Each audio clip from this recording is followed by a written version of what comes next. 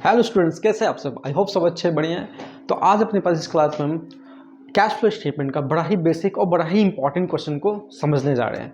इस वीडियो को देखने से पहले जो हमारा सबसे पहला वीडियो है operating profit before working capital change calculate करने का, उसको जरूर देखोगे, क्योंकि उसमें मैंने हर एक रीज़न डिस्कस किया है, हर एक तथ्य को, हर एक इंपॉर्टेंट पॉइंट्स को डिस्कस किया है कि हमें जब क्वेश्चन को अप्रोच करना है, कब जो हमें निकालना operating profit before working capital change, तो हम कैसे निकाल सकते हैं।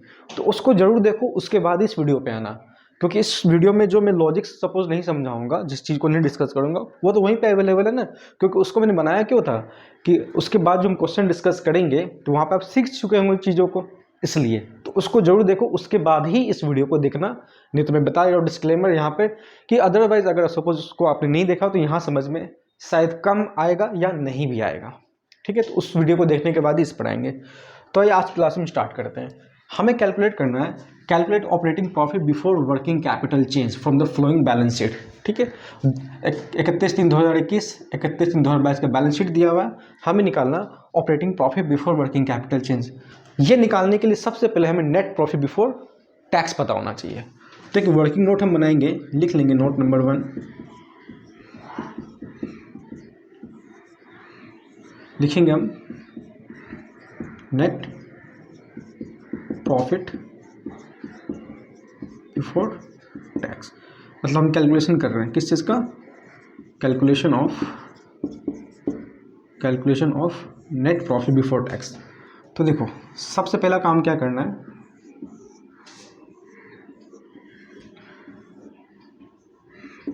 देखो हमें नेट प्रॉफिट बिफोर टैक्स पता करने के लिए फिर से वही बात है कि पहले वीडियो में हर बात को बता रखा है। प्रॉफिट चेक करो, मतलब रिजर्व सरप्लस चेक करो, डिविडेंड का कोई अमाउंट उसको चेक करो, टैक्स का अमाउंट को चेक करो, है ना, कोई इंटरिम डिविडेंड उसको चेक करो, ये सब चेक करो, रिफंड ऑफ टैक्स उसको चेक करो। ये सब कुछ एडजस्टमेंट है जो काम आएंगे प्लस माइनस करने के लिए net profit before tax calculation के लिए। तो देखो यहाँ से स्टार्ट करते हैं। सपोज किसी बच्चा को कन्फ्यूजन है कि वो कैसे अप्रोच करे क्वेश्चन को, तो स्टार्ट करेगा शेयर होल्डर फंड से। शेयर कैपिटल कोई प्रॉफिट का काम नहीं है, ये तो फाइनेंस का काम है ना, पैसा बढ़ रहा है घट रहा है तो फाइनेंसिंग एक्टिविटीज में जाएगा। रिजर्व सरप्लस नोट नंबर 1, तो नोट चेक करो क्या लिखा हुआ है। रिजर्व सरप्लस के अंदर लिखा हुआ है, रिजर्व सरप्लस में बैलेंस है पीएल का, कुछ बैलेंस है 2021 में 2 लाख है, 2022 में 3,30,000, 3,30,000 है। देखो तो यहाँ से हमें सबसे पहले पता होना चाहिए प्रॉफिट लॉस अकाउंट का बैलेंस करंट ईयर का, किस साल का, 2022 का पता होना चाहिए, है ना।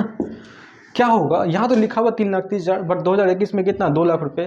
तो हमें यहाँ से आने में दिख रहा है कि प्रॉफिट कितने से बढ़ा है, 1,3 से बढ़ा है, 1,3 से बढ़ा है, यानी कि टोटल तो 3,30 है। इसका मतलब इसमें करेंट ईयर का जो कि 2022 है, उस 2022 का सिर्फ और सिर्फ 1 लाख यानी कि 30,000 रहा होगा।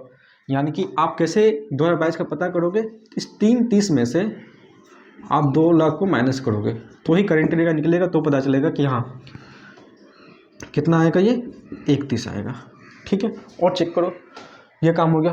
ट्रेड पेबल्स में चेक करो, नोट नंबर 2 में क्या कर रहा है, क्या कह रहा है, trade payables, trade creditors, bills payable, working capital का काम है इसमें। तो भाई इसको निकालने में हमें उसका यूज नहीं है तो उसको छोड़ दो। नोट नंबर 3 में चेक कीजिए क्या लिखा हुआ है। अच्छा एक चीज और, नोट नंबर 1 में जो हमने इसका यूज कर लिया, इसके रिगार्डिंग एक और नीचे लिखा हुआ है रिजर्व के बारे में। रिजर्व को भी बनाती है जो कंपनी, कैसे बनाती है, अपने प्रॉफिट में से ही कुछ हिस्सा निकाल के रिजर्व में भेजती है। यानी कि ये भी हमारे काम का है। रिजर्व, प्रोविजन, डिविडेंड, पीएल का बैलेंस सब हमें काम का है कब, जब नेट प्रॉफिट बिफोर टैक्स का कैलकुलेशन कर रहे हैं तब। और एज ए थ्योरी पॉइंट इन बातों का आप नोट डाउन जरूर करेंगे। ठीक है, तो 2021 में रिजर्व 60,000 है, 2022 में रिजर्व 80,000 है, तो रिजर्व कितने से बढ़ रहा है, 20,000 से। यानी कि 2022 में जो रिजर्व बना होगा एक्चुअल में वो सिर्फ और सिर्फ 20,000 का ही है।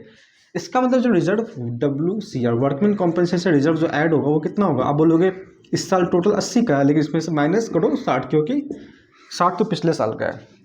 तो 2022 के लिए कितना आएगा रिजर्व, 20,000 आएगा। चलो नोट नंबर 2 का कोई काम नहीं है। नोट नंबर 3 में चेक करो अदर करंट लायबिलिटीज, जो कि यहाँ लिखा हुआ अदर करंट लायबिलिटीज, जिसमें का आउटस्टैंडिंग एक्सपेंस है कुछ 20,000 और बाकी में बाद में कुछ नहीं है। मतलब 21 में कुछ नहीं है, 22 में 20,000 है। ये भी काम किस में आएगा, वर्किंग कैपिटल में, मतलब यहाँ पे इसका कोई काम नहीं है। नोट नंबर 4 में लिखा हुआ है शॉर्ट टर्म प्रोविजंस। क्या लिखा हुआ है इसमें, देखो जैसे ही नोट लिखा हुआ है यहाँ से सीधे जंप करो नोट्स टू अकाउंट में। कि नोट नंबर 1 क्या है, 2 क्या है, 3 क्या है, 4 क्या है। तो नोट नंबर 4 में क्या है, short term provision, provision for tax. Provision for tax 2021 में 1,30,000, 2022 में 1,70,000। ध्यान रखो, इस बात को नोट डाउन अभी कर लो मेरे साथ साथ। प्रोविजन फॉर टैक्स हमेशा लेना आपको करंट ईयर के लिए। जब कोई और एडिशनल इन्फॉर्मेशन में टैक्स के रिगार्डिंग कोई इन्फॉर्मेशन वगैरह नहीं है तो provision for tax current year का ऐड बैक करेंगे। और हमारी इस क्वेश्चन में करंट ईयर 21-22 में कौन सा है, 22, ठीक है। तो करंट ईयर का प्रोविजन ऐड क्यों करेंगे उसको समझो।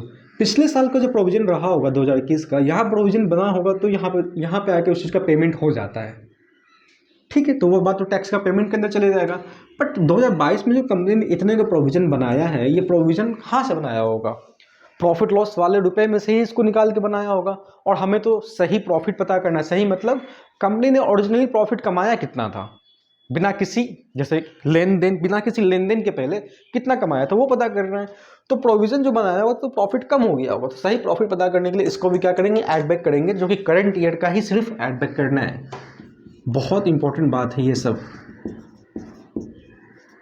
Provision for tax current year का कितना है, 170। तो 170 यहाँ क्या, इस टोटल को आप ऐड करोगे तो कितना आ रहा है, 170, 31, ये 3 हो जाएगा और 3 और ये हो जाएगा 20, तो 3 20 आ रहा है यहाँ पे।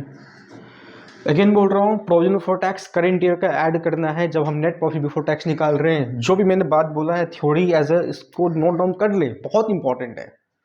यही सब थ्योरी आपको काम आना है क्वेश्चन को बनाने के लिए, ठीक है। जब इतना काम हमने कर लिया तो हमें अब पता करना operating profit before working capital change निकालने के लिए अब उसका एक बेसिक फॉर्मेट बनाना होगा। ये तो वर्किंग नोट के तौर पे आपका नोट नंबर 1 तैयार हो गया। तो चलो मैं यहाँ पे देखता हूँ स्क्रीन में कवर होगा क्या ये स्पेस आपका, तो मैं यहाँ बना लेता हूँ आपके लिए। चलो ठीक है, मैंने लिखा कैलकुलेशन ऑफ ऑपरेटिंग प्रॉफिट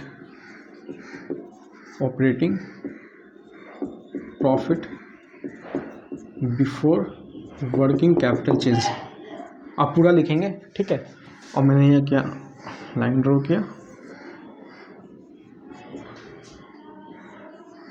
देखो हमें जो नेट प्रॉफिट बिफोर टैक्स पता चला है उसको यहाँ पर ट्रांसफर कर दीजिए, मतलब फॉर्मेट के अंदर लिखिए नेट प्रॉफिट बिफोर टैक्स। कहाँ से आया, नोट नंबर 1 से आया, लिख दो कितना आया, 320 आया। कवर हो रहा है ये, चेक कर लो। चलो ठीक है, अब देखो एडिशनल इन्फॉर्मेशन में क्या क्या लिखा हुआ है। कुछ इन्फॉर्मेशन है बट ये इन्फॉर्मेशन के लिए एक लाइन लिखो यहाँ पर adjustment for non cash and non operating items, non cash and non operating items, adjustment for non cash and non operating items. क्या मतलब है, non operating expenses, non cash expenses, non operating income वगैरह को plus minus करना होगा। जो non operating expenses रहे होंगे, जो नॉन कैश एक्सपेंसेस रहे होंगे, उस समय कंपनी ने अपने पीएल में डेबिट किया होगा जिससे कि प्रॉफिट कम हो गया होगा। और हमें तो अभी सही प्रॉफिट पता करना, सही मतलब एक्चुअल प्रॉफिट कंपनी का क्या रहा तो वो पता करना है। तो वो पता करने के लिए इस चीज़ में हर वो चीज़ को प्लस करना होगा जो खर्चा रहा होगा। तो खर्चा यहाँ पे क्या है रहा होगा, जो कि depreciation for the year ended 31 March 2022 was 160, तो उसको ऐड करना होगा। तो यहाँ लिखो डेप्रिसिएशन 160,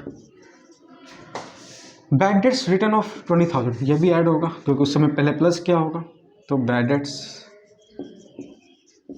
20,000 का, तो टोटल कितना हो गया ये 180। यहाँ पे से आप लिख दीजिए फॉर्मेट के अंदर। रेंट रिसीव्ड, उस समय इनकम में इसको ले लिया होगा जो कि एक्चुअल इनकम तो होगा नहीं। तो अभी सही ग्रॉस प्रॉफिट, एक्चुअल प्रॉफिट पता करने के लिए इसको हटाना होगा। तो लेस कर दो रेंट रिसीव्ड, तो रेंट कितना माइनस हो जाएगा 60,000, तो 60,000 लेस। चलो देख लो कितना आया, 3 20 180, 3 4 5 लाख तो वो हो गया और 60,000 माइनस हो जाएगा। तो operating profit before working capital change आ गया 4,40,000। Operating profit before working capital change, आप पूरा लिखेंगे, मैंने शॉर्टकट में बस लिख दिया बताने के लिए कि operating profit before working capital change निकल के आ गया। इसके बाद ही हम यूज करते हैं वर्किंग कैपिटल की इंफॉर्मेशन को, जो कि CACL का होता है, मतलब करंट एसेट्स करंट लायबिलिटीज का, जो यहाँ पे गिवन है। तो उसका काम कब पड़ने वाला है, जब इसके आगे हम बढ़ेंगे, मतलब actual cash flow from operating activities पूरा जब निकालना हो तब उसका काम है हमें। ठीक, तो बड़ा ही इंपॉर्टेंट क्वेश्चन है ये, एक बेसिक अंडरस्टैंडिंग को डेवलप करने के लिए। क्वेश्चन आपके एग्जाम में ऐसे भी आता है कि बस इतना ही निकाल के दिखाओ, ये वाला। तो आई होप कि आपको समझ में आया है, और एक दो बार वीडियो को देखो, ठीक है। बट अगेन रिपीट कर रहा हूँ इस बात को, इसको देखने से पहले पहला पार्ट कि operating profit before working capital change कैसे निकलता, उसको देखने के बाद ही इसको देखेंगे, तो कंसेप्चुअल क्लैरिटी पूरा होगा आपके पास। ठीक है, तो चलिए मिलते हैं नेक्स्ट वीडियो में कुछ और अच्छे कंसेप्ट और क्वेश्चंस के साथ। Till then bye bye, take care.